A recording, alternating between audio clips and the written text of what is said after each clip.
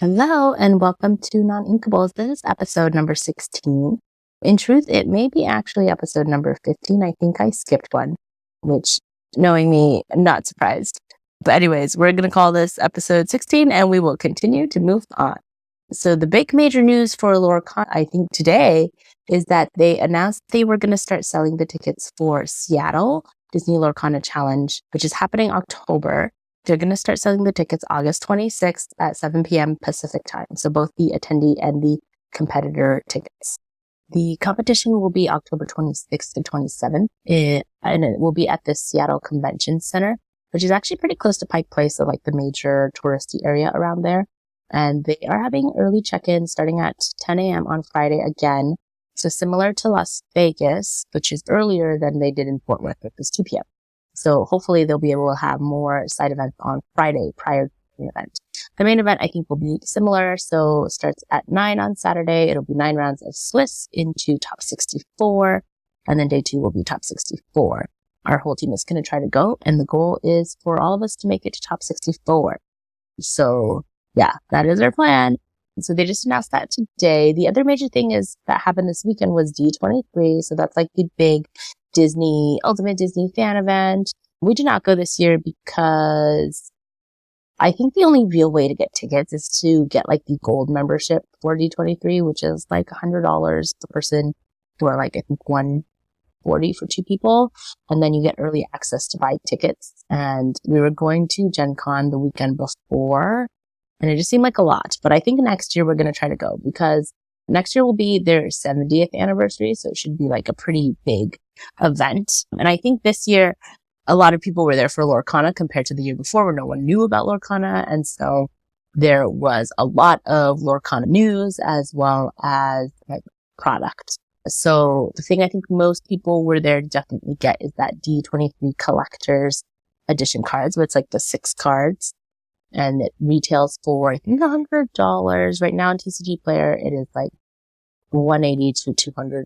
So about $100 over the MSRP. And then what else? Oh, they announced that the European Championship will be in December at Disneyland Paris. And then the North American Championship will be in January at Disneyland Resort. And then the World Championship date TBD will be at Walt Disney World Resort. And then the winner of the world, I think the winner of the World Championship will get a golden Mickey that says like World Champion. I was hoping you'd get like maybe a statue of a golden Mickey. I feel like for World Champion, it should be more than just a card, even though it's a trading card game. But that's just me. And then they also talked about like Disney Lorcana Quest, which is like an activity that you can do with friends at the park and get like cards signed by the different characters. They said that later this year, they're going to have the Oswald card. They're going to have Chippendale Rescue Rangers. They're going to have Black Cauldron coming next year. They're also going to have Pocahontas card. And then not next year, the year after, 2026, they're going to have Pocahontas and also Pixar. So that is very, very exciting. I'm very excited for Pocahontas. I love that movie as a kid. It is problematic though, so I see why they waited before adding it to Lorcana. So that is the major news coming out of D23. Also, Shimmering Skies was released this week to local game stores. And boy, did I participate in some cool things. So one of our local game stores decided to do like a midnight release event for Shimmering Skies. And I was so excited. I've never been to a midnight release event my entire life. I think they had a lot of those for Harry Potter when I was little, but my parents were going to take me to that. I was sleeping as a kid. And so I never went to any of them. And then, so I was so excited the midnight release was Thursday night into Friday, right? Because Friday is technically when it's released. So the night before, Wednesday night, I was so excited about this midnight release event. I slept like 2.5 hours, which is kind of what happens to me before, I think, set championships and also before the Fort Worth Challenge. So I'm really going to have to figure out how to go to sleep prior to big competitions in the future when I'm very excited. I know that I can't take Benadryl because one time I took Benadryl and I don't remember the next 2 days after that. So I'm going to have to find maybe like melatonin, maybe something a little less. And so didn't get much sleep. 2.5 hours, and then I went to the midnight release. Brian decided he was still tired from being sick, and so he went to bed at like 9 p.m. And so I went to the midnight release by myself. We had 8 people there. It was supposed to be a starter deck tournament, but in the end, we all decided that we'd rather do a sealed, so we did a sealed tournament. It was super fun. Didn't know which cards were good, and I didn't do very well. I only won the last round, but it was only 8 people, and the top 4 got promos. And then in the top, like the 4th person was also running the tournament, and he was just playing because he had an odd number. So he's like, I don't want to take a promo card. So he forwent, I guess, his promo card that he would have gotten. He was like 3rd. And then the next person who would have gotten it was like the 5th person, and that person already left. And so then he was like, you know what? I'll just give it to you because you're the 6th person. I was like, I get a promo card? I was like so surprised because I felt like I did so poorly because I was so tired. And then, so that event ended, I think, at like 3:30 a.m. And then I went to work at 7 a.m. and then worked and then went to the release event at Pantomich, which is at 6 p.m. That was a starter deck tournament. And I was so tired. So at Fantomich, the whole team was there. So our team now consists of me, aka Kiki Kachu, Brian, who is Bright Guy, and then Tyler, who is Botsu, and then our newest addition is Gary, who is Tink, T-I-N-C. I've actually never asked him. And so we were all there for this release event, the starter deck release event. Me, Tyler, Gary got the red purple deck, it's like the one with the racers and Anna and Elsa. And then Brian got the green steel one, which is the Lion King, like the lion, but really it's just Scar and the hyenas and like some Robin Hoods and stuff. And so in that tournament, Brian, Tyler, and Gary were 1, 2, 3. I think the order was in the end ended up being Gary, Tyler, and Brian. And then after the first round was number 1. And then next round I played Gary and I lost. And then the next round I think I played Nick and I lost. And then I 2-0'd the last round. So I went from like end of round 3, I was like 14th. And then end of round 4, I was like 9th. So I felt like they were up there, like just doing their thing. And then I'm like in the bed, like, wait for me, trying to climb back up. But yeah, it was super fun. So we got a starter deck and then the deck, the like little booster pack that comes in the starter deck, you use that to upgrade your deck. And then in between rounds, you could upgrade your deck even more. You could buy a pack basically to upgrade your deck. And I think we all came to the conclusion that the red purple deck is the superior deck compared to the green steel. I think the green steel deck has a lot of like synergy with like if the opponent's character is damaged, but it doesn't have actually a lot of like direct damage. So if you had like the green steel deck with maybe like a Tinkerbell or Grab Your Sword, it might be like way more active. Yeah. And then after that release, we were able to buy one booster box each at like $110. So obviously we bought that.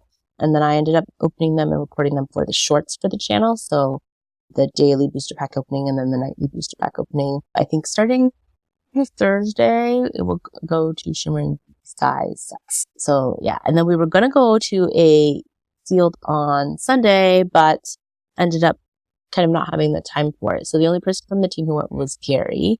And he was like texting in our Discord like group chat. And he was like, he was like doing pretty good. And then he was like, I lost a round because I lost to the stupid 3-4 with support.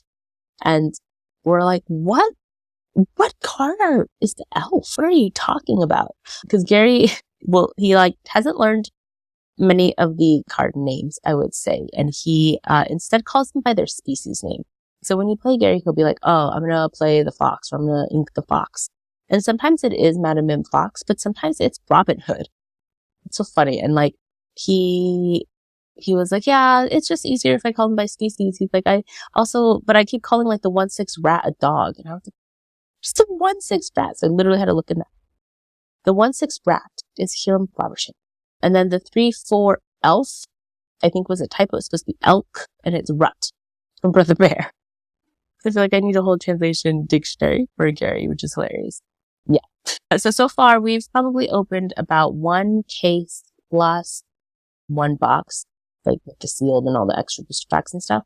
And we've gotten a legendary or a enchanted scar. I think that card is hilarious. It just reminds me of the juicy striped gum with like the temporary tattoos that were on it with like the zebra. from back in the day that where the gums like taste would last like all of 5 seconds because the colors are yellow. And so I do like the card though. I do also want all of the other enchanteds from this set because they look so cool. We didn't get any more enchanteds. We did get all of the legendaries except for Mirabelle. But the goal is, of course, to get a foil of each card plus 2 play sets. Although we may probably need more than 2 play sets because we also want to have cards to like give the rest of our team if they're missing cards. Other major news is I finally got Tabletop Simulator to work on my computer.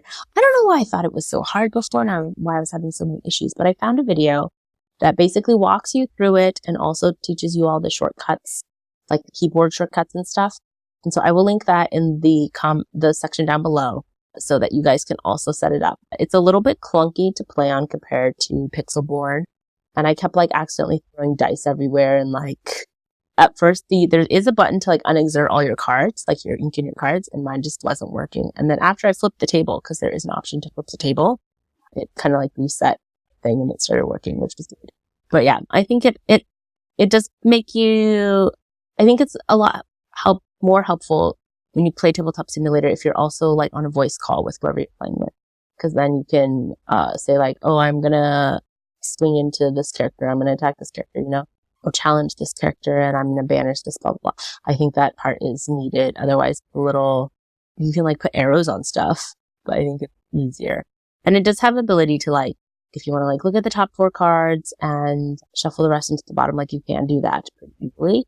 Yeah. So I finally got that to work. And then this morning, I just got Pixelborn Connect to work on my Mac. For some reason, even though I found many instructions on how to do so when you download the Mac, when you try to run it, it says like this is bad, delete. And it's because it's not from the App Store. And so they've put like some weird tag on it. And so there is a way to get rid of that. And you just have to run a terminal and like type in specific things. And every time I did it, it didn't work. And I don't even know what was different this time when I typed it in, but it worked. And so now I can actually run Pixelborn Connect. So hopefully eventually I will play some Pixelborn Connect. Although I don't know. I feel like webcam games take so much longer. You have to like sit in the same place. Whereas when I was just playing regular Pixelborn, I was like doing laundry, I was doing all sorts of stuff at the same time, you know?